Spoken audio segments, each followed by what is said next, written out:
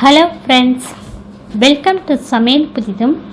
இன்றைக்கி நம்ம வீடியோவில் பார்க்க போகிற ரெசிபி இட்லி, தோசை, சப்பாத்தி, ரொட்டி, ஊத்தாப்பம், மெதுவடை, குழிப்பணியாரம் இது எல்லாத்துக்கும் வச்சு சாப்பிட்ற மாதிரி ரொம்ப சுவையான சட்னி ரெசிபி பார்க்க போகிறோங்க.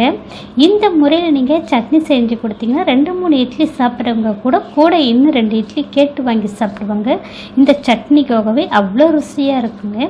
கண்டிப்பாக ஃப்ரெண்ட்ஸ், இந்த சட்னி வீடியோவை முழுமையாக பார்த்துட்டு இதே முறையில் இதே அளவோடு நீங்கள் செய்து பார்த்துட்டு எப்படி வந்துச்சுன்னு உங்களுடைய கருத்துக்களை ஷேர் பண்ணுங்கள். இந்த வீடியோ உங்களுக்கு பிடித்திருந்தா லைக் பண்ணுங்கள், ஷேர் பண்ணுங்கள், சப்ஸ்கிரைப் பண்ணுங்கள், கமெண்ட் பண்ணுங்கள். இந்த வீடியோவை முழுமையாக ஸ்கிப் பண்ணாமல் பாருங்கள். இப்போ வாங்க இந்த சுவையான சட்னி ரெசிபி எப்படி செய்கிறதுன்னு பார்க்கலாம். இப்போ சட்னி செய்கிறதுக்கு ஒரு கடாயில் 1.5 டீஸ்பூன் அளவுக்கு எண்ணெய் சேர்த்துருக்கேன். எண்ணெய் சூடானதும் 1 டீஸ்பூன் அளவுக்கு கருப்பு உளுந்து, 1 டீஸ்பூன் அளவுக்கு கடலைப்பருப்பு, 2 டீஸ்பூன் அளவுக்கு வேர்க்கடலை, வறுக்காத காஞ்ச வேர்க்கடலை சேர்த்துருக்கேன். இப்போ அடுப்பை மீடியம் ஃப்ளேமில் வச்சுட்டு நல்லா ஒரு 2-3 நிமிஷம் போல் இதெல்லாம் செவந்து வர அளவுக்கு வறுத்து எடுத்துக்கலாம். இப்போ கடலைப்பருப்பு, உளுத்தம்பருப்பு, வேர்க்கடலை எல்லாம் நல்லா செவந்துருக்கு பாருங்கள். இந்த மாதிரி பக்குவம் வந்ததும் இதில் 2 பெரிய வெங்காயம் சேர்த்துக்கலாம்.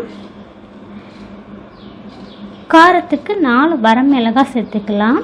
2 பூண்டு பற்கள் சேர்த்துருக்கேன். வெங்காயத்தை கண்ணாடி பதம் வர அளவுக்கு வதக்கிக்கலாங்க. இப்போ இது வதங்கினதும் இதில் தக்காளி பழம் சேர்த்துக்கலாம். தக்காளி பார்த்திங்கன்னா நல்ல பழுத்த பழமாக நாட்டு தக்காளியாக சேர்த்துக்குங்க. 2 தக்காளி பழம் சேர்த்துருக்கேன். நல்லா பெரிய சைஸ் தக்காளியாக சேர்த்துருக்கேன். இப்போ வெங்காயம் தக்காளி எல்லாம் பருப்போடு நல்லா ஒரு 3 நிமிஷம் போல் நல்லா வதக்கி எடுத்துக்கலாம். இப்போ வெங்காயம் தக்காளியில் நல்லா வதங்கினது ஒரு சின்ன நெல்லிக்காய் சைஸ் அளவுக்கு புளி சேர்த்துருக்கேன். இதுக்கு தேவைக்கேற்ப கல் உப்பு சேர்த்து மிக்ஸ் பண்ணிவிட்டு ஸ்டவ் ஆஃப் பண்ணிவிட்டு சூடு முழுமையாக ஆறணும். மிக்ஸி ஜாரில் கொஞ்சமாக தண்ணி சேர்த்து சட்னி அரைச்சிட்டு வந்து ஒரு பவுலில் சேர்த்துருக்கேன். இது கூடவே தண்ணி ஒரு 1/2 டம்ளர் அளவுக்கு மிக்ஸ் பண்ணியிருக்கேங்க. இப்போ சட்னிக்கு தாளிப்பு கொடுத்துருக்கேன். தாளிப்பு கரண்டில் 1/2 டீஸ்பூன் எண்ணெய், 1/4 டீஸ்பூன் கடுகு உளுத்தம்பருப்பு, 2 வரமிளகாய், ஒரு சிட்டிக்கு அளவுக்கு பெருங்காயத்தூள், கருவேப்பிலை கொஞ்சமாக வாசனைக்கு, இது எல்லாம் பொரிஞ்சதும் சட்னியோடு சேர்த்து மிக்ஸ் பண்ணியிருக்கேங்க. ரொம்ப அருமையாக இருக்குங்க. கண்டிப்பாக ஃப்ரெண்ட்ஸ், இந்த சட்னி நீங்கள் ட்ரை பண்ணி பாருங்கள். இட்லி, தோசை, சப்பாத்தி, ரொட்டி, பூரி, பொங்கல், மெதுவடை இது எல்லாத்துக்கும் ரொம்ப அற்புதமாக இருக்கும். இந்த ஒரு சட்னி இருந்தால் போதுங்க, வீட்டில் எல்லோரும் விரும்பி சாப்பிடுவாங்க. இது டிஃபன் ஐட்டனால இந்த சட்னி செய்ய சொல்லி கேட்பாங்க. அவ்வளோ ருசியாக இருக்குங்க. இதே முறையில் இதே அளவுடன் சட்னி வீடியோவை செய்து பார்த்துட்டு எப்படி வந்துச்சுன்னு உங்களுடைய கருத்துக்களை ஷேர் பண்ணுங்கள்.